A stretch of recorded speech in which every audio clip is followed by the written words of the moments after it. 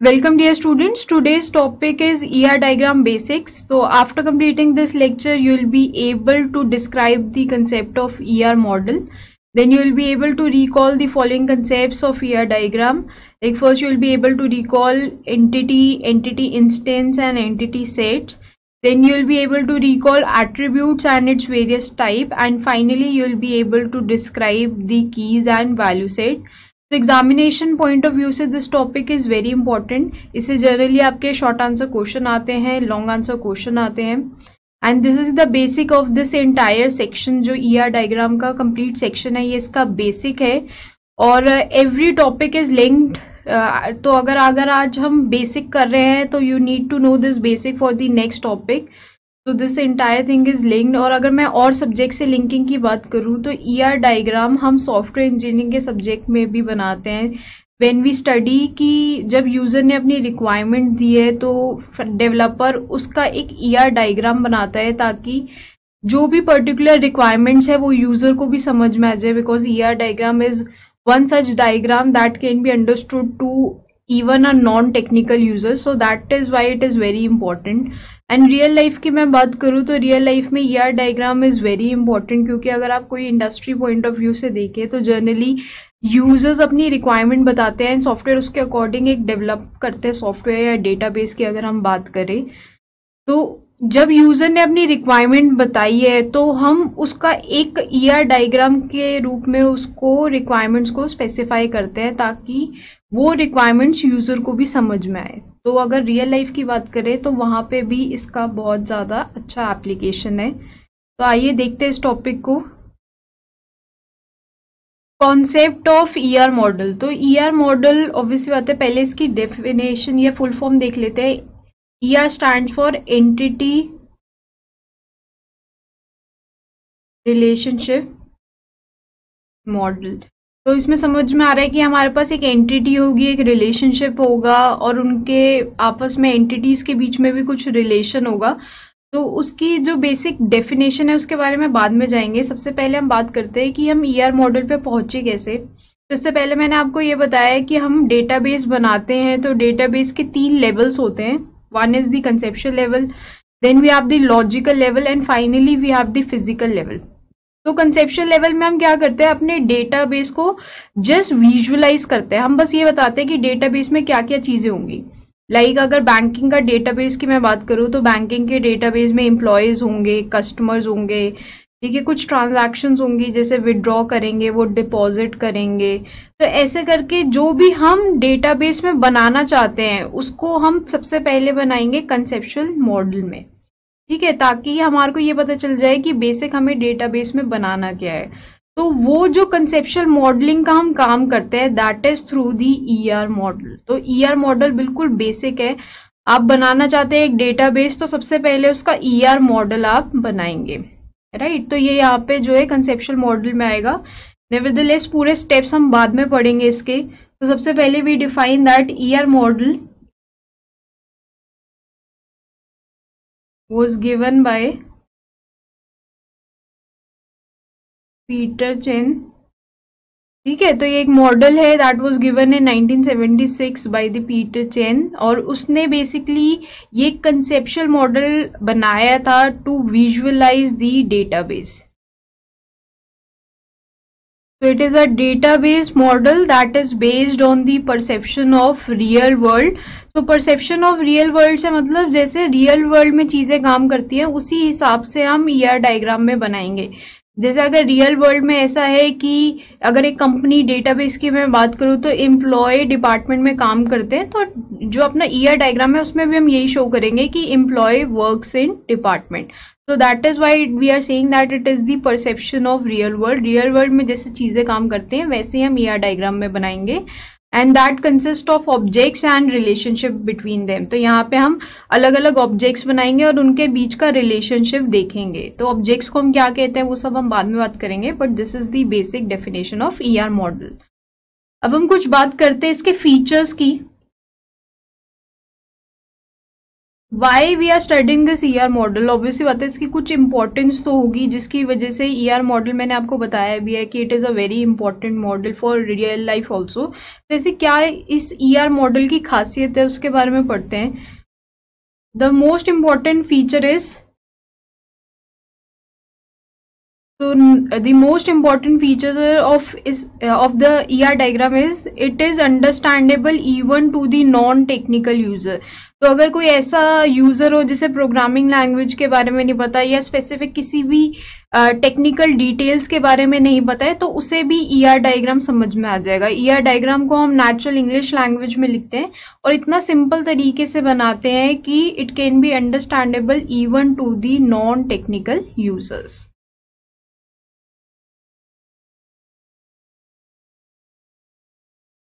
तो it is a concise description of real world. Obviously बात है रियल वर्ल्ड में जितनी सारी चीजें होती हैं एक पर्टिकुलर बैंक से रिलेटेड या एक पर्टिकुलर कंपनी में जो भी काम हो रहा है तो वो सारे तो चीजें हम नहीं बना सकते। तो दैट इज वाई जो जो इम्पोर्टेंट काम हो रहा होता है उन्हीं की डिस्क्रिप्शन हम देते हैं। सो it is a concise description of real world and it is represented graphically या विजुअली। मीन क्योंकि ये ग्राफिकल या विजुअल रिप्रेजेंटेशन है तो इस वजह से ईआर डायग्राम को समझना और भी आसान हो जाता है। तो ऐसा नहीं है कुछ लाइंस लिखी हुई है जिसे पढ़ने की जरूरत पड़ेगी हमें। ईआर डायग्राम बना हुआ होगा तो उसको आप देख के भी समझ सकते हैं कि एक्चुअल में उस डेटाबेस में क्या हो रहा है। और जैसा जैसा हमने बनाएंगे ईआर डायग्राम तो आप खुद नोटिस करेंगे कि ईआर डायग्राम को देख के समझ में आ जाएगा कि एक्चुअल डेटाबेस में क्या हो रहा है and that is why it is important. And next important feature is that ER diagram do not contain any implementation detail। तो ER diagram में हम ये नहीं दिखाएंगे कि जो भी हम डेटाबेस में स्टोर करना चाह रहे हैं जो भी रिलेशनशिप है वो कैसे स्टोर्ड है। तो हाउ का आंसर नहीं देंगे, will only talk about what. तो what data needs to be stored in the database, तो सिर्फ हम उसके बारे में बात करेंगे। वो डेटाबेस में कैसे इम्प्लीमेंट होगा, कैसे आपस में रिलेट होगा, उन सब के बारे में हम नहीं बात करेंगे। So it does not contain any implementation detail. तो इस तरीके से आप ये भी कह सकते हो it is not DBMS specific. तो आप कोई भी डीबीएमएस यूज कर रहे हैं, जैसे आप ओरेकल यूज कर रहे हैं या फिर MySQL यूज कर रहे हैं, कोई भी स्पेसिफिक डीबीएमएस यूज कर रहे हैं, चाहे हो सकता है आप रिलेशनल छोड़ के हायरार्किकल डीबीएमएस का यूज कर रहे होंगे। तो कोई भी पर्टिकुलर डीबीएमएस यूज कर रहे हैं आप तो कोई फर्क नहीं है, आप बेसिक अपना ईआर मॉडल का ले सकते हैं। तो ईआर मॉडल को आपने बेसिक लिया, फिर चाहे आप उसको रिलेशनल मॉडल में रियलाइज कराओ या फिर हायरार्किकल में रियलाइज कराओ या नेटवर्क बेस्ड मॉडल में रियलाइज कराओ या कोई भी स्पेसिफिक डीबीएमएस में रियलाइज कराओ, कोई प्रॉब्लम नहीं है क्योंकि ईआर मॉडल में कोई भी इम्प्लीमेंटेशन डिटेल्स हम नहीं देते।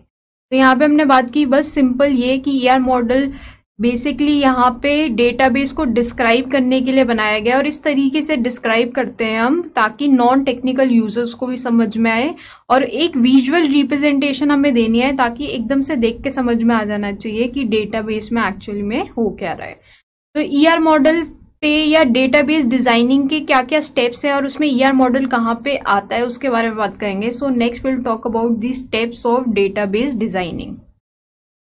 तो स्टेप्स ऑफ डेटाबेस डिजाइनिंग में हम ये बात करेंगे, अब हमारे को एक डेटाबेस बनाना है और मैं अपने इस इंटायर चैप्टर के लिए डेटाबेस का जो एग्जांपल लूंगी that is the company database. तो एक कंपनी है जिसमें एम्प्लॉयज हैं, एम्प्लॉयज डिपार्टमेंट में काम कर रहे हैं और एम्प्लॉयज प्रोजेक्ट्स के ऊपर काम कर रहे हैं और हर एक डिपार्टमेंट कुछ नंबर ऑफ प्रोजेक्ट्स को होल्ड कर रहा है, ऐसे करके कुछ रिक्वायरमेंट्स हैं। तो उसके लिए हम सारी बात करेंगे इस इंटायर चैप्टर में और उसकी एक डिस्क्रिप्शन में बाद में आपको जरूर प्रोवाइड भी कराऊंगी। तो स्टेप्स ऑफ डेटाबेस डिजाइनिंग में हम बात कर रहे हैं, अगर मुझे डेटाबेस को डिजाइन करना है तो क्या क्या चीजें होनी चाहिए उसमें, कैसे हम डेटाबेस को डिजाइन करेंगे।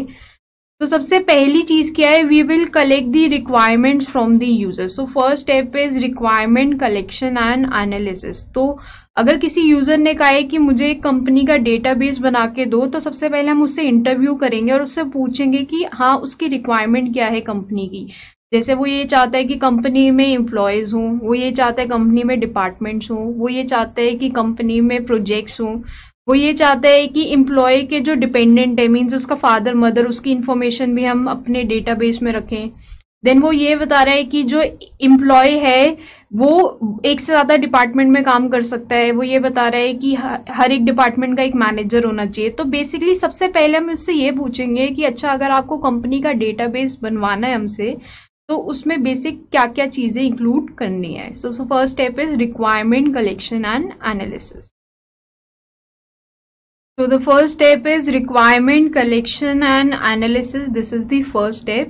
तो obviously बात है, हम क्या करेंगे, एक इंटरव्यू होल्ड करेंगे between the database users and designer, ताकि डिजाइनर को ये तो पता चले कि एक्चुअल में बनाना क्या है. तो वो कैसे पता चलेगा, वो यूजर से खुद पूछेगा, एक इंटरव्यू रख लेगा और यूजर से पूछेगा कि एक्चुअल में आपको क्या बनाना है वो बताओ. देन इस इंटरव्यू के बाद हमारे पास रिक्वायरमेंट्स आएंगी और उन रिक्वायरमेंट्स को हम क्लासिफाई करेंगे into functional requirement and non functional requirement. तो नेक्स्ट स्टेप की अगर हम बात करें, so will look for next is will look for functional requirements. तो यूजर जब अपनी रिक्वायरमेंट्स बताता है, बेसिकली दो टाइप्स की वो रिक्वायरमेंट बताता है. One is the functional requirement, next is the non functional requirement. तो फंक्शनल रिक्वायरमेंट मीन्स वो रिक्वायरमेंट्स जो कि फुलफिल होनी चाहिए, एंड ये बेसिकली वो चीजें होती है जो डेटाबेस एक्चुअली में करता है. जैसे अगर मैं बात करूं बैंक की, तो डेटाबेस एक्चुअल में क्या करेगा, डिपॉजिट करेगा मनी, विदड्रॉ करेगा मनी. तो बेसिक जो डेटाबेस के फंक्शन होते हैं वो होती है फंक्शनल रिक्वायरमेंट्स. और अगर नॉन फंक्शनल की बात करूं, तो जैसे यूजर को ये चाहिए कि डेटाबेस का स्पीड अच्छा हो, उसकी एफिशिएंसी सिस्टम की हमारी अच्छी हो, या फिर हमारा जो सिस्टम है वो पोर्टेबल होना चाहिए. मींस कुछ ऐसी रिक्वायरमेंट जिनको हम क्वालिटी रिक्वायरमेंट्स कहते हैं, वो हमारे डेटाबेस के फंक्शंस नहीं है बट एक एक्स्ट्रा रिक्वायरमेंट्स है जो कि मीट जरूर होनी चाहिए. जैसे जो आपने डॉक्यूमेंटेशन बनाई है वो सुंदर होनी चाहिए, वो रीडेबल होनी चाहिए. ये ऐसी रिक्वायरमेंट्स जो है वो नॉन फंक्शनल में आती है. और फंक्शनल रिक्वायरमेंट्स में एक्चुअल में डेटाबेस को क्या काम करना है, क्या ट्रांजैक्शंस होनी है वो, या क्या ऑपरेशंस होने हैं डेटाबेस के ऊपर, तो वो सारी आती है फंक्शनल रिक्वायरमेंट्स में. तो next is we will look for functional requirements. तो we will look for functional requirement, and functional requirement they consist of user defined operations. तो यूजर जो बता रहा है कि हम डेटाबेस पे क्या क्या करना चाहते हैं, वो वाले ऑपरेशंस जिन्हें हम ट्रांजैक्शंस भी कहते हैं, and that will be performed on the database. तो जैसे मैंने एग्जांपल भी दिया आपको, बैंकिंग डेटाबेस पे एक यूजर को विड्रॉ करवाना है मनी, डिपॉजिट कराना है मनी, फिर कुछ इंटरेस्ट कैलकुलेट कराना है, इंटरेस्ट को भी बाद में ऐड कराना है. तो बेसिकली उस डेटाबेस से क्या काम लेना है यूजर को, वो होते हैं हमारे फंक्शनल रिक्वायरमेंट. और नॉन फंक्शनल भी जरूर यूजर बताएगा बट वो इतने इंपॉर्टेंट नहीं है. नॉन मतलब वैसे डेटाबेस के सक्सेसफुल के लिए सिस्टम कि जो आपने सिस्टम डिजाइन किया है उसकी सक्सेस के लिए बहुत जरूरी है नॉन फंक्शनल भी, बट यहाँ पे हम उनके बारे में बात नहीं करेंगे. जैसे ऑब्वियसली बात है, डेटाबेस या जो आपने सिस्टम बनाया है वो उसकी स्पीड अच्छी होनी चाहिए, उसकी एफिशिएंसी अच्छी होनी चाहिए, वो मेंटेनेबल होना चाहिए. सारे इंपॉर्टेंट है रिक्वायरमेंट्स, बट डेटाबेस डिजाइनिंग के लिए हम उन सब के बारे में बात नहीं करेंगे. ठीक है, तो यहाँ पे हमने बात की सबसे पहले कि फंक्शनल रिक्वायरमेंट्स को हमने एनालाइज किया.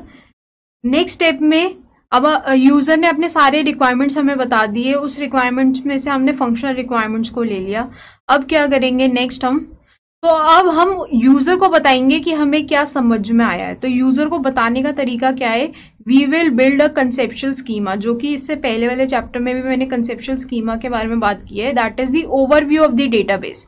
तो हम ओवरव्यू ऑफ द डेटाबेस बनाएंगे कि हाँ, ये बता देंगे कि इस डेटाबेस में ये काम हो रहा है, and we are building a conceptual schema. और one way of building that conceptual schema is the ER diagram. तो अगर आपका ये भी, because this is a very important question, कि ईआर डायग्राम कौन से बेसिकली स्कीमा को डिस्क्राइब करता है, तो ER diagram specify the conceptual schema. तो यूजर से हमने रिक्वायरमेंट्स ले ली, फंक्शनल रिक्वायरमेंट्स को एनालाइज कर लिया कि ये हमारी मेन रिक्वायरमेंट्स हैं. तो मेन रिक्वायरमेंट्स जो हमें समझ में आई है वो यूजर को बताने के लिए कि हाँ, हमें इतना पार्ट समझ में आ गया है, we will build one schema, that is the conceptual schema, and one way of building the conceptual schema is the ER diagram. So in the next step we will build obviously the conceptual schema, and conceptual schema में बस हम description दे देते हैं जो हमें उसकी requirement समझ में आई है उनके बारे में. So that is the clear description of requirements, and one way of building the conceptual schema is the ER model. तो ER model basically conceptual level पे आता है. and अगर हम यहाँ पे बात करें, it is not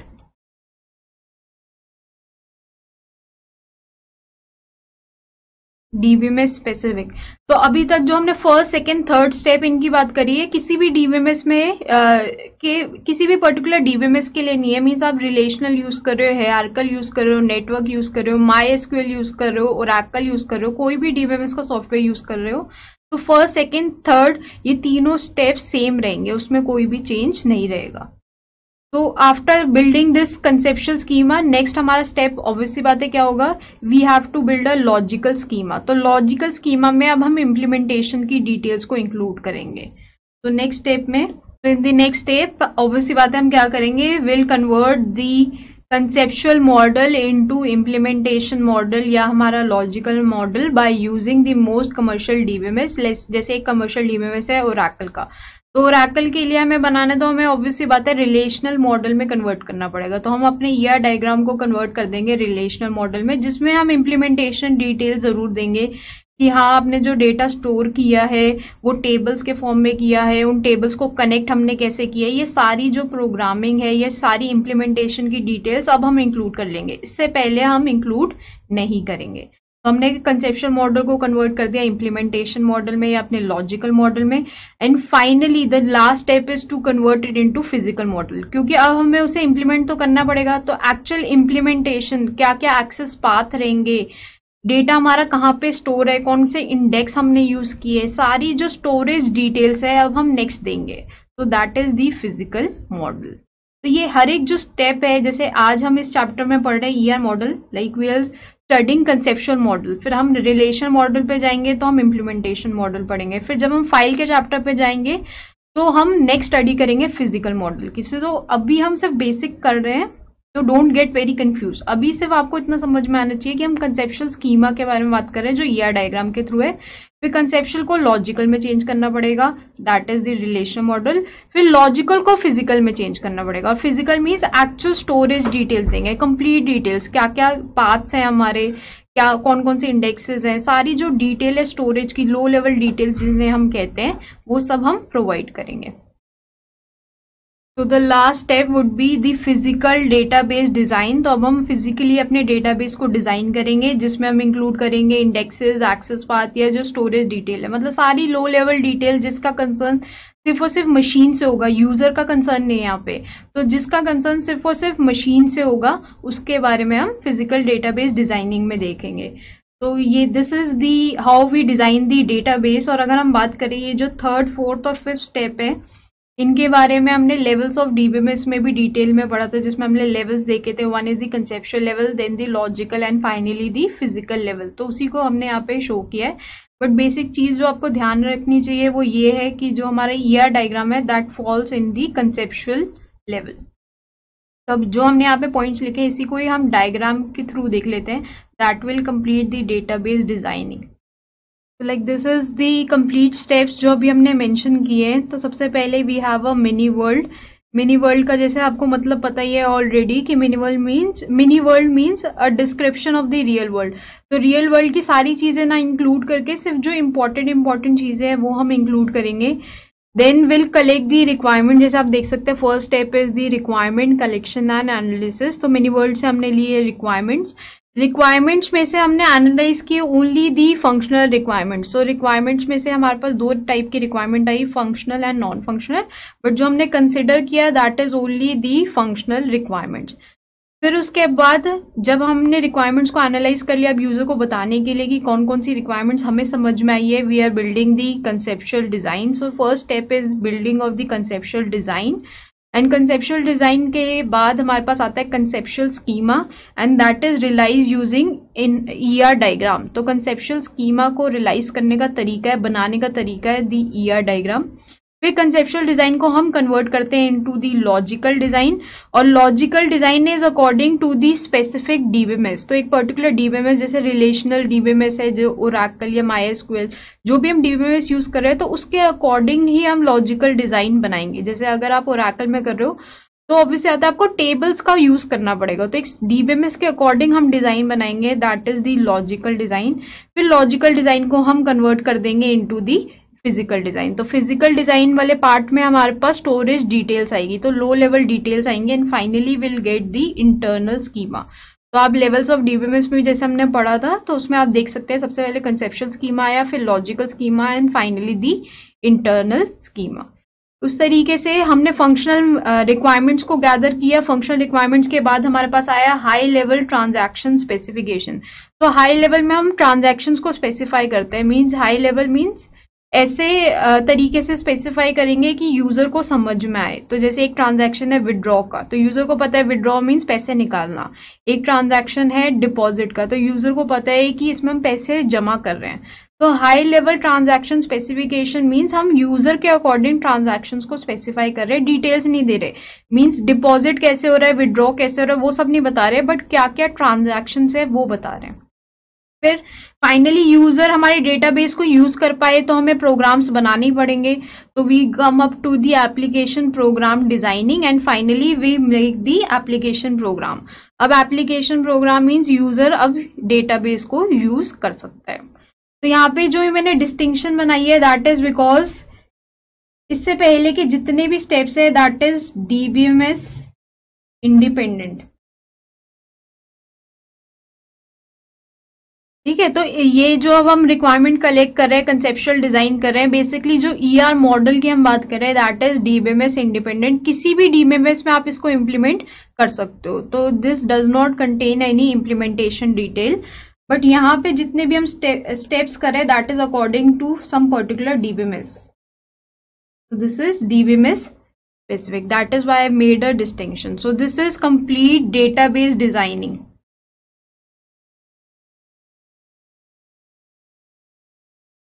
जिसमें सिंपल आपको इतनी बात पता होनी चाहिए कि ईआर मॉडल हमारा यहाँ पे कंसेप्चुअल डिजाइन पे आएगा, one important thing, and it is non technical, user को समझ में आएगा, और एक विजुअल रिप्रेजेंटेशन है। And these are the various steps. हम आज के टॉपिक में सबसे पहले या इस बारी के सेक्शन में हम ईआर डायग्राम कर रहे हैं, फिर that is the conceptual design, फिर हम जाएंगे लॉजिकल डिजाइन पे जिसमें हम रिलेशनल की बात करेंगे, एंड फिर फाइनली हम फिजिकल डिजाइन पे जाएंगे जिसमें हम फाइल्स के बारे में बात करेंगे। So next we'll study the ER diagram. So in this first part of this video we have talked about the concept of ER model, जहाँ पे हमने देखा basically ER model is a part of conceptual schema। तो एक ऐसा model हम बनाएंगे जो यूजर को समझ में आएगा, that is it is a high level data model. Next we'll talk about some of the ER diagram concept, that is the basics of ER diagram and it is very important. तो now will talk about the ER diagrams. तो जैसा कि मैंने बताया है कि ER model means आप एक डायग्राम बना रहे हो, एक विजुअल रिप्रेजेंटेशन दे रहे हो, एंड ईआर की फुल फॉर्म है एंटिटी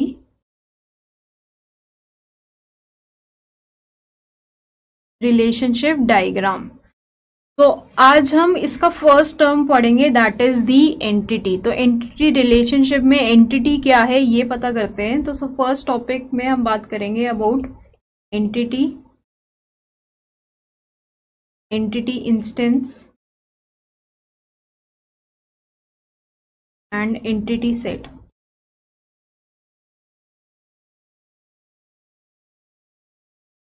तो सबसे पहले हम बात करेंगे एंटिटी की, एंटिटी इंस्टेंस की और एंटिटी सेट की। ये इंटरचेंजेबली यूज होता है, ज्यादातर आप देखेंगे बस एंटिटी की बात होती है, बट मैं ये तीनों चीजें डिफाइन करूंगी कि ये अलग अलग इनका क्या क्या मतलब है। तो सबसे पहले हम बात करते हैं अबाउट एंटिटी। तो एंटिटी बेसिकली कुछ नहीं होता, entity is a real world object. तो रियल वर्ल्ड में कोई ऐसा ऑब्जेक्ट है जिसको हमने नाम दे दिया एंटिटी का। तो डायग्राम बनाते वक्त एक ऑब्जेक्ट को हम कहेंगे एंटिटी। सो एंटिटी अगर डेफिनेशन हम बोले, it is a real world object that has an independent existence. ठीक है, पहले इस डेफिनेशन को लिख लेंगे फिर देखते हैं कि और इसको डिटेल में। तो एंटिटी इज अ रियल, ठीक है, तो एंटिटी की अगर हम बात करें, entity is a real world, entity की अगर हम बात करें तो entity is a real world object that has an existence. तो मीन्स रियल वर्ल्ड में अगर कोई चीज एग्जिस्ट कर रही है तो उसको हम एंटिटी कहेंगे। और जो यहाँ पे हम एग्जिस्टेंस की बात कर रहे हैं, ये एग्जिस्टेंस किसी भी टाइप की हो सकती है, either it can have a physical existence और अ कंसेप्चुअल एग्जिस्टेंस।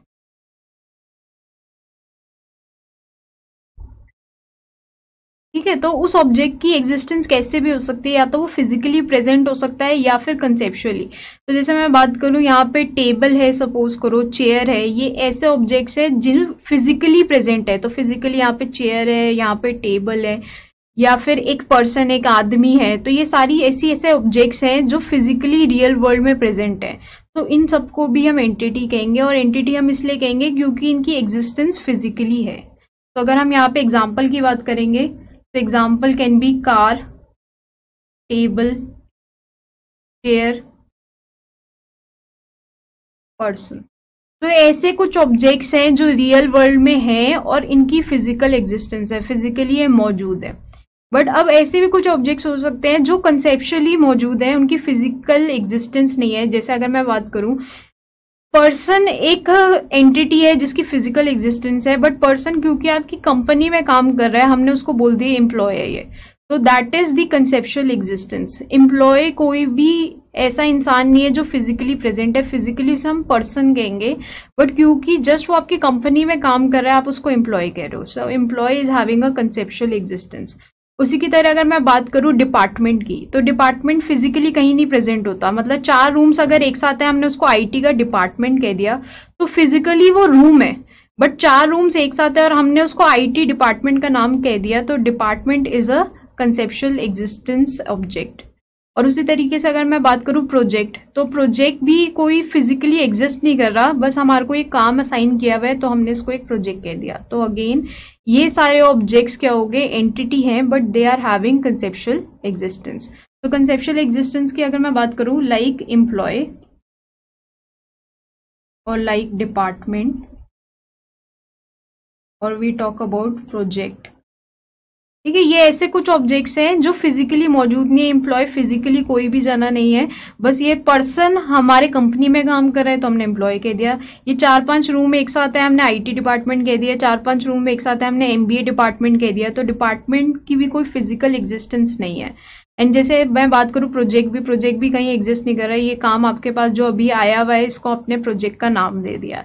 तो इन सब की कंसेप्चुअल एग्जिस्टेंस है। तो इससे आई थिंक सो एंटिटी का जो डेफिनेशन है that will be more clear. तो अगर आप देखें, एंटिटी की definition is, entity is a real world object that either has a physical existence और अ कंसेप्चुअल एग्जिस्टेंस। तो एक ऐसी चीज जिसकी एग्जिस्टेंस होनी चाहिए, या तो वो फिजिकली रियल वर्ल्ड में हो, या उसको हमने कंसेप्ट वाइज नाम दिया हो। So that is refer to as the entity. अब एंटिटीज को ही हम रियलाइज करते हैं, तो जितने भी क्वेश्चंस हैं उनके लिए I will take one example of DBMS. So I will refer to that example. तो हम यहाँ पे ये डेटाबेस का एग्जांपल लेंगे। तो the requirements are collected from the user and a description of mini world is taken as follows. तो जैसा कि मैंने बताया, ईआर डायग्राम के लिए आप रिक्वायरमेंट्स लोगे यूजर से। तो अब यूजर ने क्या रिक्वायरमेंट दिया है कि the company is divided into department. तो कंपनी के अलग अलग हमने डिपार्टमेंट्स बनाए हैं। तो इससे आपको ये समझ में आ गया, ये डिपार्टमेंट्स हमने बनाए हैं, दैट इज अ एंटिटी। तो अभी हम इस एग्जाम्पल में सिर्फ एंटिटीज को रियलाइज कर रहे हैं कि कौन कौन सी हमारी एंटिटी हो सकती है। तो कंपनी है, कंपनी में हमारे पास अलग अलग डिपार्टमेंट्स हैं, तो डिपार्टमेंट हो गया entity. Then each department has a particular employee. तो हर एक डिपार्टमेंट में एक एम्प्लॉय है, मीन्स एम्प्लॉय अगेन एक पर्सन है, बट एम्प्लॉय नाम दिया हुआ है हमने।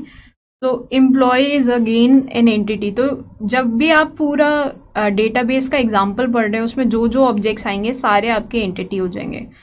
तो each department has a particular employee who works as a manager. तो मैनेजर को भी आप अलग एंटिटी बना सकते हो, बट अभी हम बनाएंगे नहीं, वो आगे आप देख लेंगे। हालांकि अगर आप चाहते हैं तो मैनेजर को भी एक अलग एंटिटी बना सकते हैं, बट क्योंकि एक मैनेजर एम्प्लॉय ही होगा तो हमने उसको अलग एंटिटी नहीं बनाई। Then a department will have multiple locations. एक डिपार्टमेंट एक से ज्यादा लोकेशंस पे हो जाएगा। तो ये उसकी प्रॉपर्टी है, सिर्फ डिपार्टमेंट की प्रॉपर्टी है, अलग से कोई ऑब्जेक्ट नहीं है। Location is not an object, ये एक प्रॉपर्टी है। Then a department is controlling number of projects. तो हमारे पास अब अलग अलग प्रोजेक्ट्स हैं, तो this is also an entity. तो employee information is recorded in the database, तो एम्प्लॉय की इंफॉर्मेशन हमने डेटाबेस में रखी है, नॉर्मल सी बात बताई है। तो when employee work in a single department but with many projects, अभी भी और कोई एंटिटी नहीं डिस्क्राइब हुई है, then each employee has a supervisor, तो हर एक एम्प्लॉय का एक सुपरवाइजर भी है। अगेन सुपरवाइजर भी एक एम्प्लॉय होगा, तो उसकी अलग एंटिटी नहीं बनाई है हमने। The employee's dependent information is also stored in the database. So employee की dependent information, dependent से मतलब है उसका फादर या मदर, इनकी इंफॉर्मेशन भी डेटाबेस में हमने रखी है, तो वो एम्प्लॉय से अलग है, इसलिए एक एंटिटी हो गई। तो is also recorded in the database. तो यूजर ने अपनी रिक्वायरमेंट दिया, उसके अकॉर्डिंग हमने आइडेंटिफाई कर लिया कि एंटिटी क्या होती है। तो एंटिटी ऑब्जेक्ट्स हैं, जैसा कि आप देख रहे हैं सारे हमने एंटिटीज मार्क किए हैं। अगर आपको कंफ्यूजन अभी भी हो रही है कि हमने मैनेजर को क्यों नहीं मार्क किया, तो मैनेजर को इसलिए नहीं मार्क किया क्योंकि वो भी एक एम्प्लॉय है। देन सुपरवाइजर को क्यों नहीं मार्क किया, क्योंकि आपके कोई एक पर्टिकुलर प्रोजेक्ट पे आप काम कर रहे हो तो आपका एक सुपरवाइजर भी होगा, बट सुपरवाइजर खुद भी एक एम्प्लॉय है। तो अगर आप एसेंशियली देखें तो वो दोनों एम्प्लॉय की ही बारे में बात कर रहे हैं, इसलिए हमने अलग से उनको नहीं बनाया। बट एम्प्लॉय डिपेंडेंट इन्फॉर्मेशन, तो डिपेंडेंट जो है, डिपेंडेंट मीन्स उसका फादर या मदर, तो वो अलग है फ्रॉम दैट एम्प्लॉय, इसलिए हमने उसको मार्क किया है। तो ग्रीन में जो भी मैंने अंडरलाइन किया है दैट आर दी एंटिटीज। तो एंटिटीज को बनाने का तरीका है कि we will use rectangle box for them. तो दैट मीन्स इस एग्जाम्पल के लिए सबसे पहले अगर हम एंटिटी के बारे में बात करें, तो we have an entity of employee, then we have an entity of department, then we have an entity of projects, and then we have an entity of dependent। and इस dependent को मैं star mark कर देती हूँ। Star इसलिए mark किया क्योंकि आगे जाके मैं एक कंसेप्ट बताऊंगी वीक एंटिटी का, तो डिपेंडेंट उसमें फॉल करेगा। नेवरदलेस अभी के लिए हम इसको एंटिटी ही कंसिडर कर रहे हैं। So you can mention in ER diagram entity is represented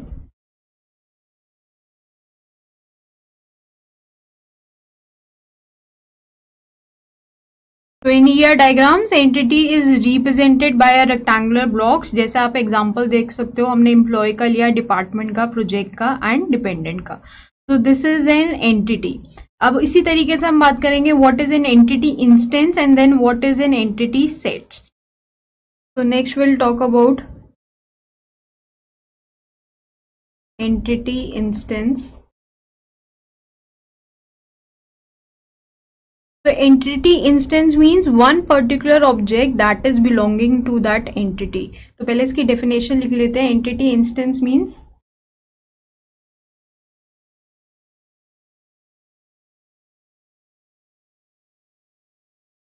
तो entity instance means a particular object that is belonging to the entity. जैसे फॉर एग्जांपल अगर मैं कहूँ कि जॉन आपका एक एम्प्लॉय है या फ्रैंक आपका एम्प्लॉय है, या एक डिपार्टमेंट का नाम मैं ले लूँ तो रिसर्च इज अ डिपार्टमेंट, या फिर हेडक्वार्टर इज अ डिपार्टमेंट, या किसी प्रोजेक्ट का नाम ले लूँ project x is a project. तो एक पर्टिकुलर ऑब्जेक्ट की अगर हम बात कर रहे हैं तो that is an entity instance. तो entity instance means example John is an employee. उसी तरीके से हम बात करेंगे next definition that is entity sets. तो ऑब्वियसली बात है, इससे क्लियर ही हो गया एंटिटी सेट्स के हो गए। The collection of entity instance mean सारे एम्प्लॉय मिला के बन जाएगा एंटिटी सेट। तो अगर एंटिटी सेट की डेफिनेशन लिखें,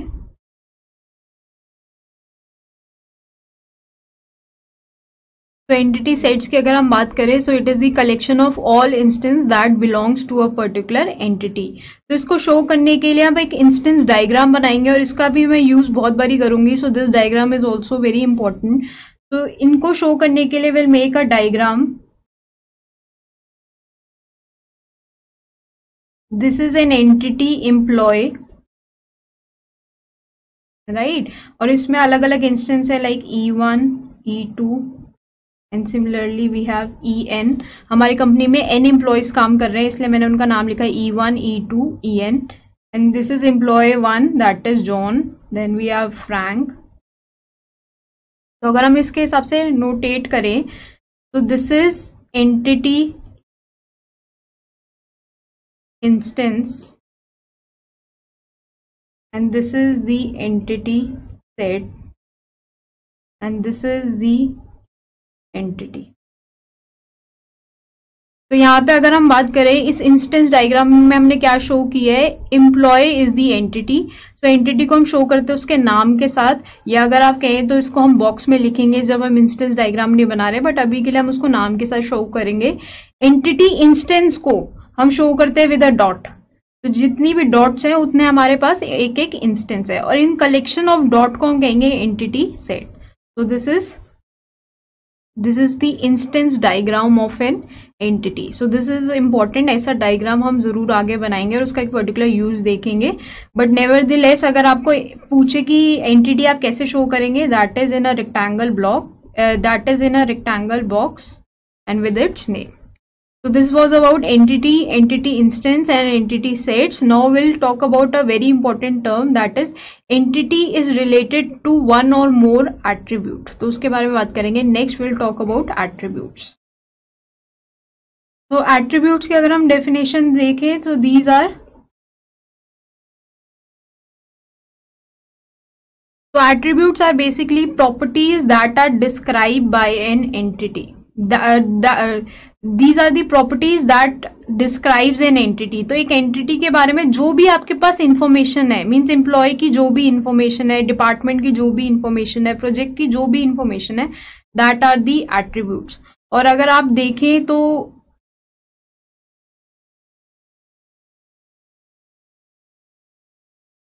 इन ईआर डायग्राम्स एट्रीब्यूट्स को मेंशन करते हैं विद ओवल. ठीक है, तो जैसे एंटिटी को रेक्टेंगल बॉक्स से बनाते हैं, एट्रीब्यूट्स को हम ओवल से बनाते हैं. तो properties that describe an entity, example अगर मैं बात करूं, employee, name, phone number, age. ठीक है, ये ऐसे कुछ चीजें हैं जो एम्प्लॉय को डिस्क्राइब कर रहे हैं. एम्प्लॉय का नाम एम्प्लॉय के बारे में, एम्प्लॉय का फोन नंबर एम्प्लॉय के बारे में, एम्प्लॉय की एज भी एम्प्लॉय को डिस्क्राइब कर रही है. तो कोई ऐसी प्रॉपर्टी जो हमारी एंटिटी को डिस्क्राइब कर रही है, that are referred to as the attribute. तो हम ऐसे शो करेंगे जैसे दिस इज दी नेम और दी एज, और इनको एसोसिएट करेंगे उस एंटिटी के साथ जिसको ये बिलोंग कर रही है. लाइक सपोज एम्प्लॉय का हमने डिस्क्रिप्शन लिखी है, एम्प्लॉय का नाम एंड एज, तो हम इसको कनेक्ट करेंगे with that entity. So this is the way we represent it. अब हम अलग अलग टाइप ऑफ एट्रीब्यूट्स देखेंगे. This is a very important topic. और उन एट्रीब्यूट्स का रिप्रेजेंटेशन भी देखेंगे कि वो एक दूसरे से अलग है. सबको ओवल से नहीं रिप्रेजेंट करेंगे, अलग अलग तरीके हैं अलग अलग टाइप ऑफ एट्रीब्यूट बताने के. तो the next important topic that is types of attributes.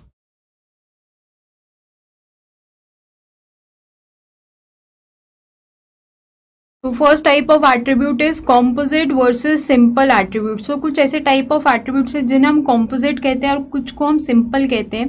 तो किस बेसिस पे कहते हैं? Composite attributes are those attributes that can be divided further into the component attributes. तो सबसे पहले कॉम्पोजिट के बारे में बात करते हैं. कुछ ऐसे एट्रीब्यूट जिनको हम फर्दर डिवाइड कर सकते हैं और छोटे छोटे एट्रीब्यूट्स में, those attributes are referred to as composite. और सिंपल मतलब they can not be divided, मतलब हम उनको फर्दर किसी में भी डिवाइड नहीं कर सकते. तो सबसे पहले इनकी डेफिनेशन लिखते हैं.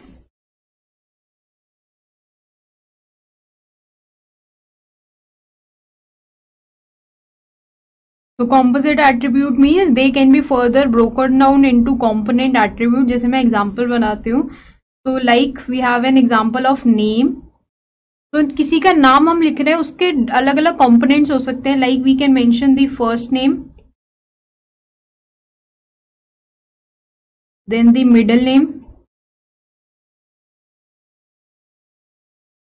And the last name.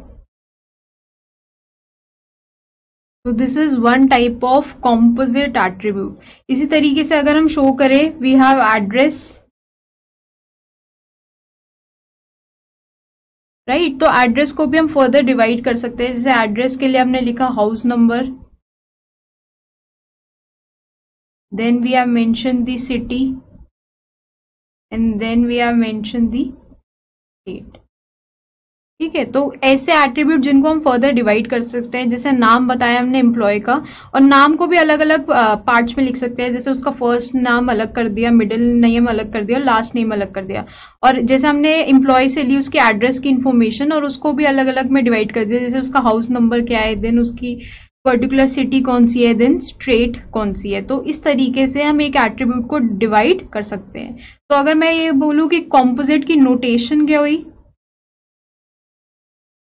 तो एक एट्रीब्यूट होगा एंड देन उसी एट्रीब्यूट को हमने फर्दर डिवाइड किया होगा, जितने भी पार्ट्स में डिवाइड होगा, 1 2 मतलब 2 3 4 या जितने भी पार्ट्स में डिवाइड करेंगे हम।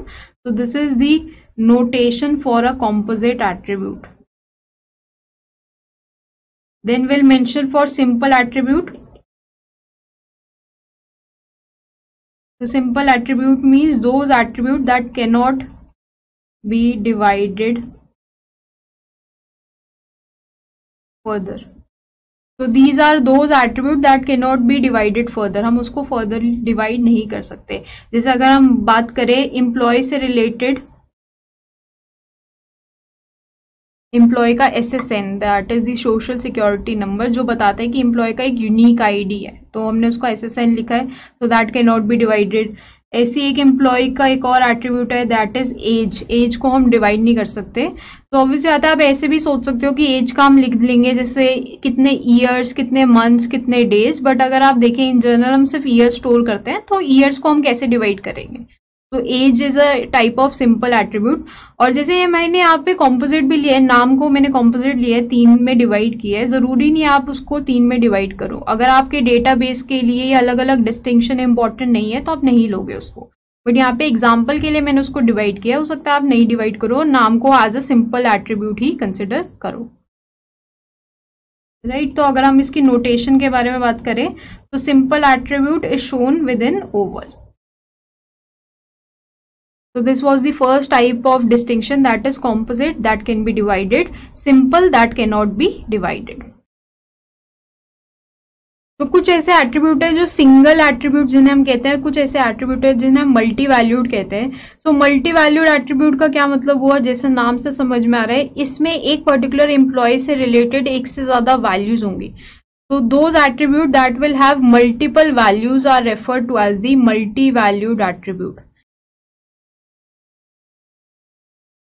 So multi-valued means an attribute that have multiple values, means more than one value for a given occurrence of an entity. तो given occurrence of an entity means, अगर जैसे मैं एम्प्लॉय की बात कर रही हूँ, एक एम्प्लॉय की बात कर रही हूँ दैट इज जॉन, तो जॉन के लिए इस एट्रीब्यूट की मल्टीपल वैल्यूज होनी चाहिए। जैसे अगर मैं नाम की बात करूँ तो जॉन का नाम तो एक होगा, तो that is not multi valued. But ऐसा कोई एट्रीब्यूट जिसकी मल्टीपल वैल्यूज हो सकती है एक पर्टिकुलर जॉन के लिए, ऐसा कोई आप एट्रीब्यूट सोच सकते हैं। तो अगर जैसे मैं एग्जांपल बात करूँ तो फोन नंबर की, तो like the example can be phone number,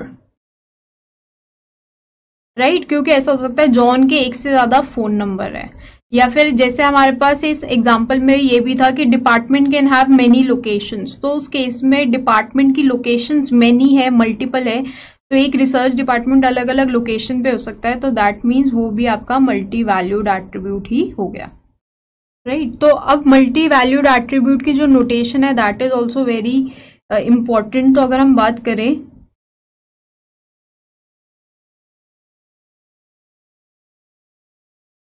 notation की, तो multi valued is shown with double Oval.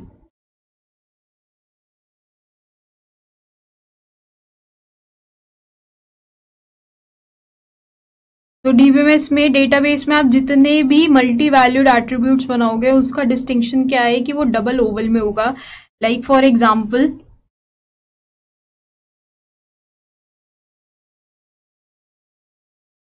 We have phone number, तो फोन नंबर को हम शो करेंगे with double oval, so that is multi valued attribute. And इसी तरीके से अब हम शो करेंगे द सिंगल वैल्यूड एट्रीब्यूट। तो single valued attribute obviously means ऐसे कोई एट्रीब्यूट जिनकी एक ही वैल्यू होगी for an occurrence of an entity. So the attribute that have single value So single valued attribute means the attribute that have only single value for a given occurrence of an entity. So obviously बात है, अगर इसकी notation की हम बात करें तो that is same as the simple attribute. तो हम simple oval से उसको show करेंगे, उसमें double oval नहीं बनाएंगे. Like we have the example. तो अगर हम जॉन की बात करें उसका नाम एक ही होगा, चाहे उसको नाम को हम डिवाइड कर लें बट नाम एक ही होगा. तो name is a single valued attribute. अगर उसकी हम एज की बात करें तो जॉन की एज एक ही होगी. अगर हम उसकी सैलरी की बात करें तो जॉन की सैलरी एक ही होगी. तो these are the single valued attribute. और इससे आप इस एग्जांपल से देख सकते हैं कि सिंगल और सिंपल में भी डिफरेंस है. अगर नेम की बात करें, हमने वहां पे उसको लिया था कॉम्पोजिट. क्यों? क्योंकि नेम को हमने डिवाइड किया था. बट यहाँ पे हम बात करें क्या ये सिंगल वैल्यूड है या मल्टी वैल्यूड, तो ये सिंगल वैल्यूड है. सिंगल वैल्यूड क्यों? क्योंकि एक एंटिटी के लिए मीन्स जॉन का नाम सेम ही होगा, चाहे उसके नाम को हमने डिवाइड किया हुआ है बट नाम एक ही होगा, एक से ज्यादा नाम नहीं हो सकते. तो this is the distinction of single valued attribute. ठीक है, तो सिंगल वैल्यू को हम एक सिंपल ओवल से शो करेंगे. नेक्स्ट डिस्टिंक्शन इज, तो next type of attribute is the stored attribute. तो स्टोर्ड एट्रीब्यूट की अगर हम बात करें तो जैसे नाम से पता चल रहा है ये वो एट्रीब्यूट्स हैं जिनकी इंफॉर्मेशन हमने डेटाबेस में स्टोर किया हुआ है. मीन जैसे अगर हमने एम्प्लॉय का नाम डेटाबेस में स्टोर किया है तो नाम एक स्टोर्ड एट्रीब्यूट है. बट जरूरी नहीं होता सारे एट्रीब्यूट्स हमने डेटाबेस में एक्सप्लिसिटली स्टोर किए हुए हों. जैसे कुछ ऐसे एट्रीब्यूट्स होते हैं जो आपस में रिलेटेड होते हैं तो एक दूसरे से हम डिराइव कर सकते हैं, तो वो एट्रीब्यूट्स हो जाएंगे डिराइव. नेवरदलेस सबसे पहले हम स्टोर्ड एट्रीब्यूट की बात करते हैं. तो stored attribute means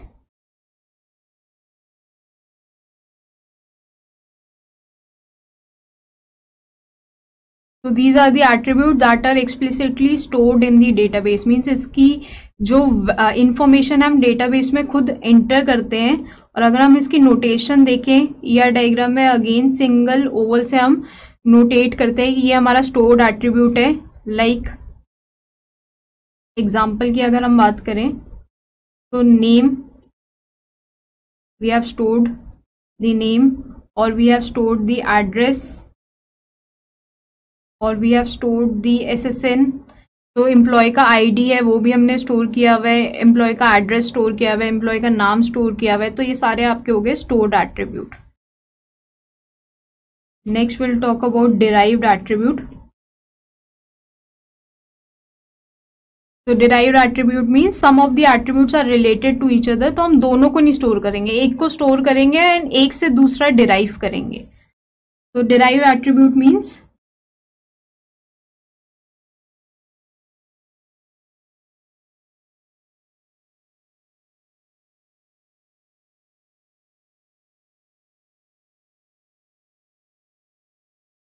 so these are those attributes that are not stored in the database explicitly but they can be derived from other attributes. तो कुछ ऐसे attributes हैं जो किसी और attribute से हम derive कर सकते हैं. तो अगर हम इसकी notation की बात करें तो notation is dashed oval.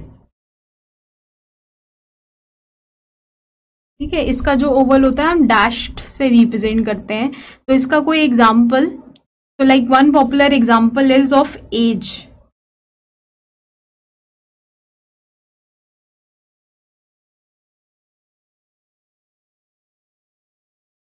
तो अगर हम एग्जाम्पल की बात करें, age of an employee is a derived attribute. और एज डिराइव क्यों है? जैसे हमारे पास एक एट्रीब्यूट है बर्थ डेट का, तो बर्थ डेट हमने डेटाबेस में स्टोर कर ली कि जॉन की बर्थ डेट क्या है, तो क्या हम उससे एज डिराइव कर सकते हैं? ऑब्वियसली बात है, अगर अभी जो उसकी सिस्टम की डेट है, जैसे करंटली जो भी डेट चल रही है उसमें से हम उसकी बर्थ डेट को सब्ट्रैक्ट कर लें तो हमें पता चल जाएगा उसकी एज क्या है. तो एज को अलग से स्टोर करने की जरूरत नहीं है, हम सिंपल बर्थ डेट को स्टोर करेंगे. और एज को डिराइव भी करना है तो वहां पे हम सिंपल कैलकुलेशन कर लेंगे कि सिस्टम की डेट में से ये बर्थ डेट की वैल्यू माइनस करो तो उससे आप एज डिराइव कर सकते हो. तो ये कुछ ऐसे एट्रीब्यूट है जिन्हें हमें स्टोर करने की जरूरत नहीं है, उनको हम डिराइव कर सकते हैं. एंड इसको शो करेंगे हम डैश ओवल से, ये भी आपको ध्यान रखना है. तो डिस्क्रिप्टिव एट्रीब्यूट एक अलग कैटेगरी ऑफ एट्रीब्यूट्स है because these are the attributes that are attached to the relation because they describe a relation. Normally हमने एट्रीब्यूट की डेफिनेशन क्या पढ़ी है कि they describe an entity, but descriptive attribute एक ऐसे एट्रीब्यूट है that describes a relation. So that is why they are different from all the other attributes. So descriptive attributes are attributes that describe a relationship. ठीक है, तो अब तक के जितने भी एट्रीब्यूट्स हैं वो एंटिटी को डिस्क्राइब करते हैं, तो एंटिटी के साथ अटैच होते हैं, बट यहाँ पे ये जो पर्टिकुलर एट्रीब्यूट है that describes a relationship. But अभी तक हमने रिलेशनशिप की बात नहीं की है, तो डिस्क्रिप्टिव एट्रीब्यूट हम बाद में पढ़ेंगे, लेकिन यहाँ पे मेंशन करना जरूरी है क्योंकि descriptive attribute is a type of attribute. तो ऑब्वियसली बात है, इसको हम ओवल से ही शो करेंगे, बट ये एंटिटी के साथ अटैच नहीं होगा, ये अटैच होगा रिलेशनशिप के साथ। So this will study later, तो इसके बारे में हम बाद में बात करेंगे। We'll study this as a separate topic क्योंकि it requires much more detail than the other attributes. But nevertheless, we have studied about the various type of attributes जिसमें हमने बात की the simple versus composite, then single versus the multi-valued, then stored versus derived and the descriptive attribute जिसका हम आगे जाके देखेंगे। तो अगर हम एग्जाम्पल में देखें तो हो सकता है आपको क्वेश्चन में कोई एट्रीब्यूट मेंशन किया हो, otherwise you can write the attribute yourself, means वो अजम्पशन लेने हैं, तो हम विल रीविजिट दैट एग्जाम्पल। तो like this was the example जो अभी तक हमने देखा है कि अलग अलग टाइप ऑफ एंटिटीज हमने ऑलरेडी रिकॉग्नाइज कर ली थी। अब देखते हैं कि क्या किसी एट्रीब्यूट के बारे में यहाँ पे बात हुई है। तो अगर हम देखें तो कंपनी डिपार्टमेंट में डिवाइड है, डिपार्टमेंट में पर्टिकुलर एम्प्लॉय है जो मैनेजर भी है, then department will have multiple locations. तो ये जो मल्टीपल लोकेशंस है ये डिपार्टमेंट की बताई है कि department will have multiple location. So this is basically describing the department. तो हम डिपार्टमेंट लोकेशन जरूर एक एट्रीब्यूट बनाएंगे, राइट और जब हमने डिपार्टमेंट लोकेशन का है तो उसने स्पेसिफिकली मेंशन किया है कि it will have multiple locations. तो multiple location means multi valued है ये, तो इसको हम जरूर शो करेंगे from this double oval, right. A department is controlling number of projects, employee information is recorded in the database, but employee की क्या इन्फॉर्मेशन रखने हैं ये नहीं बताया हुआ, तो इसको हम छोड़ देते हैं। Then in employee work in a single department but many project, कुछ नहीं बताया। Then employee has a supervisor and employee की डिपेंडेंट इन्फॉर्मेशन भी होनी चाहिए, बट डिपेंडेंट की भी क्या इन्फॉर्मेशन स्टोर कर रहे हैं नहीं बताया हुआ। तो बाकी सारी वैल्यूज हम खुद एज्यूम करेंगे। लाइक एम्प्लॉय के लिए हम स्टोर कर रहे हैं एम्प्लॉय आईडी, ठीक है। एम्प्लॉय के लिए लाइक हम स्टोर कर रहे हैं SSN, social security number means एक आईडी है, हर एक के लिए एक यूनिक आईडी जरूर रखेंगे, उसका यूज भी हम बाद में देखेंगे। देन एम्प्लॉय के लिए हम स्टोर कर रहे हैं उसका नाम, देन एम्प्लॉय के लिए स्टोर कर रहे हैं उसका नाम एंड नेम को डिवाइड कर रहे हैं in first name, then middle name and then last name. Then employ से रिलेटेड हम एड्रेस स्टोर कर रहे हैं,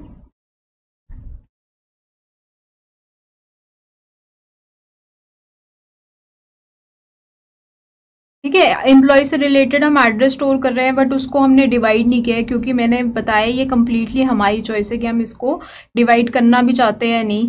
देन एम्प्लॉय का एक फ़ोन नंबर है और फ़ोन नंबर को हमने मल्टीपल वैल्यूड बनाया कि एक से ज़्यादा फ़ोन नंबर हो सकते हैं। देन उस तरीके से एम्प्लॉय का हमने रखा है birth date and then birth date से हमने एज डिराइव किया है। तो जब आप एग्जांपल ले रहे हैं ट्राई करें कि सारे ही टाइप ऑफ एट्रीब्यूट आप इंक्लूड करें क्योंकि this will help you to score good marks, ठीक है। तो डिपार्टमेंट की हम बात कर रहे हैं तो डिपार्टमेंट नंबर है, एक यूनिक जो आईडी मैं बोल रही हूँ डिपार्टमेंट का नंबर है। देन डिपार्टमेंट का नाम है डिपार्टमेंट नेम, फिर डिपार्टमेंट की लोकेशन है। ऐसी प्रोजेक्ट की बात करें तो प्रोजेक्ट नंबर है, देन प्रोजेक्ट का नाम है, देन प्रोजेक्ट की लोकेशन है। एक प्रोजेक्ट एक ही लोकेशन पे होगा ये हम एज्यूम करके चल रहे हैं। देन डिपेंडेंट की बात भी करें तो we have dependent name, then we have gender, then what is the relation to employee, ये इंफॉर्मेशन कर रहे हैं। ऐसी एम्प्लॉय का भी आप जेंडर स्टोर कर सकते हैं,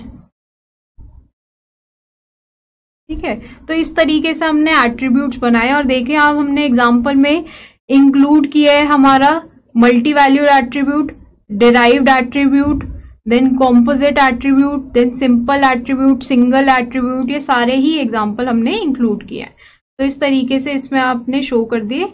ये जो इन्फॉर्मेशन हमने लिया रैंडम है, इसके अलावा आप कुछ और नाम भी लिख सकते थे इसका, या कुछ और टाइप ऑफ एट्रीब्यूट भी ले सकते थे, क्योंकि क्वेश्चन में गिवन नहीं है। अगर क्वेश्चन में गिवन हो तो आप वही लेंगे, बट क्वेश्चन में क्योंकि आपको ये मेंशन था कि department will have multiple location, तो ये एट्रीब्यूट बहुत इंपॉर्टेंट है, ये तो जरूर आपको बनाना है, अदरवाइज आपको मार्क्स नहीं मिलेंगे। तो ये एट्रीब्यूट बनाना बहुत जरूरी है। उसके अलावा के एट्रीब्यूट्स खुद ही एज्यूम किए, आप कोई भी वैल्यूज एज्यूम कर सकते हैं, right. So this is the ER diagram example, हम साथ साथ रिलेट करते चल रहे हैं।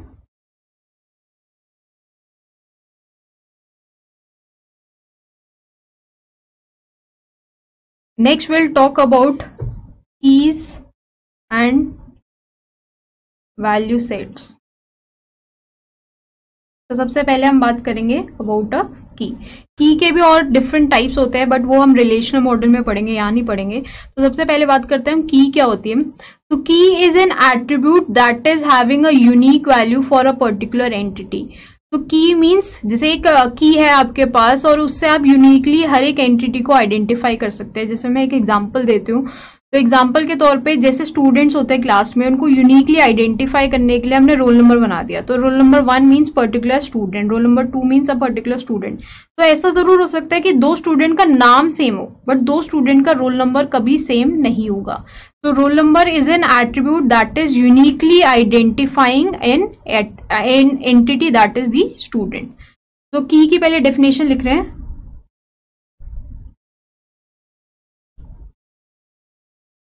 सो नोटेशन मीन्स ये एक एट्रीब्यूट है, तो ऑब्वियसली आते ओवल तो होगा, बट ओवल को के अंदर जो नाम होगा उसको हमने अंडरलाइन किया होगा। जैसे अगर हम बात करें तो एम्प्लॉय का हमने एसएसएन बनाया है। अगर बात करें एग्जाम्पल में, तो एम्प्लॉय का हमने बनाया social security number that is uniquely identifying एक पर्टिकुलर एम्प्लॉय को, तो उसको हम अंडरलाइन करेंगे। सो this is important, right. And one important thing is every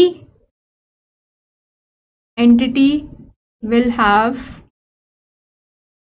a key attribute. So every entity will have a key attribute. तो key attribute बनाना बहुत जरूरी है। So that is the key. फिर नेक्स्ट हम बात करेंगे about the value sets. Value set से मतलब है कि every attribute will have a particular domain. तो वैल्यू सेट की अगर हम बात करें, this is same as the domain. तो attribute will fall into a domain. तो डोमेन से मेरा मतलब क्या है, जैसे अगर मैं बात करूं एक एट्रीब्यूट है हमारा फोन नंबर्स का, तो मैं ये स्पेसिफाई कर सकती हूँ कि फोन नंबर में सिर्फ इंटीजर वैल्यू होंगे, मीन्स नंबर्स होंगे सिर्फ। या अगर मैं बात करूं एक एट्रीब्यूट है नेम का, तो नेम में कैरेक्टर्स होंगे, right. So these are the domains. ये जो है कि कौन सी पॉसिबल वैल्यूज आ सकते हैं, इसमें इंटीजर्स आ सकते हैं, इसमें कैरेक्टर्स आ सकते हैं, इसमें वेरिएबल कैरेक्टर्स आ सकते हैं। या जैसे एक अगर बर्थ डेट मैंने लिखा है एक एट्रीब्यूट, तो एक डोमेन होती है डेट की। तो अगर अब मैं बर्थ डेट की बात कर रही हूँ, तो डीबीएमएस में एक डोमेन है डेट की। जैसे डेट का एक फॉर्मेट है लाइक वाई वाई वाई, 4 बार year, then month, and then दो लेटर्स में या कैरेक्टर्स में आप स्पेसिफाई करोगे मंथ को, या जैसे नंबर्स में आप स्पेसिफाई करोगे मंथ को, एंड 2 में आप स्पेसिफाई करोगे डेट को। तो ये डेट का एक फॉर्मेट होता है, मींस डोमेन है ये। तो ये सारे आपके हो गए डोमेन्स। तो हर एक एट्रीब्यूट ऑब्वियसली बात है किसी ना पर्टिकुलर डोमेन में होगा। जैसे नाम की बात करूँ तो कैरेक्टर होगा, फोन नंबर की बात करूँ तो नंबर्स होंगे, इंटीजर्स होंगे। देन एड्रेस की बात करूँ, वेरिएबल कैरेक्टर्स होंगे, अगेन कैरेक्टर्स के साथ साथ नंबर्स भी होंगे। देन बर्थ डेट की बात करूँ तो वो डेट होगा। So every attribute will have a particular value set, कि इस पर्टिकुलर सेट में कौन सी वैल्यूज आ सकती है, कौन सी पॉसिबल वैल्यूज आ सकती है। एंड अगर नोटेशन की बात करें, तो value sets are not represented in the ER diagram. So not represented in ER diagram. तो अगर आप वैल्यू सेट्स देखें, हम ईआर डायग्राम में नहीं मेंशन करते, बट वैल्यू सेट्स हम रिलेशन में जरूर मेंशन करते हैं, तभी हमने यहाँ पे सिर्फ डिफाइन किया है। तो value sets are represented in the ER diagram. Again हम एग्जाम्पल पे जाते हैं और उसमें की और वैल्यू सेट्स को भी मेंशन करते हैं। तो अब हम मेंशन करेंगे की। तो की के बारे में देखें तो एम्प्लॉय के लिए SSN इज दी की, तो इसको अंडरलाइन किया।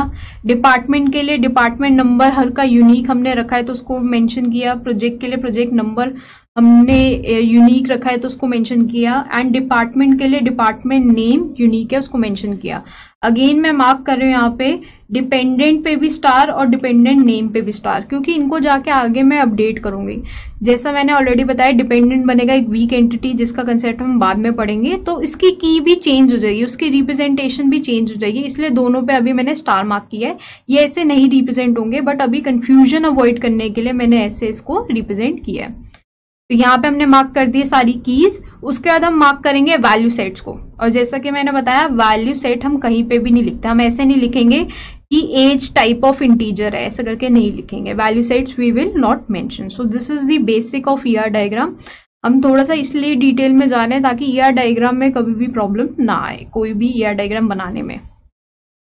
सो we have talked about the basics of ER diagram.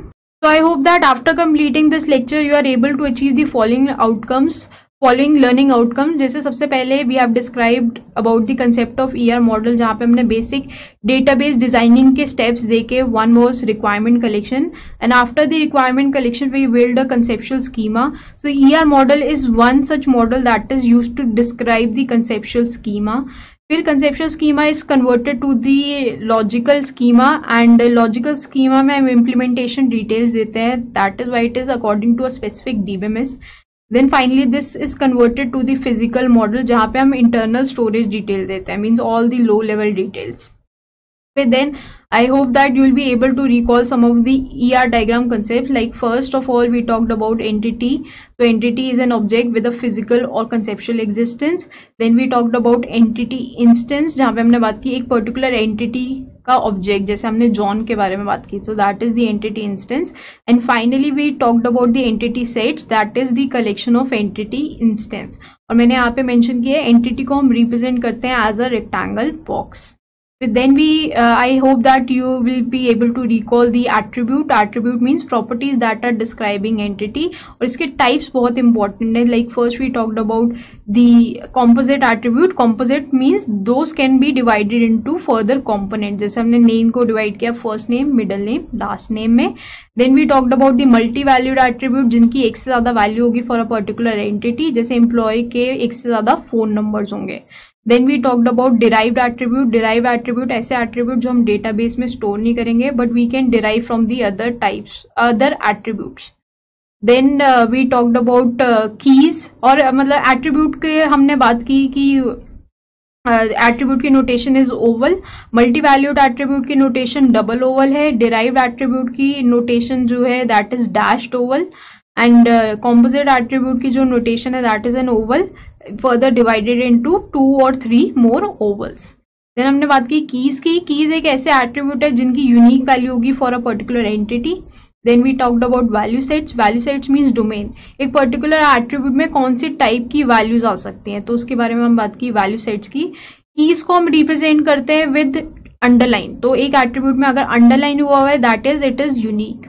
फिर value sets की हमने बात की कि ER diagram में हम value sets को represent नहीं करते.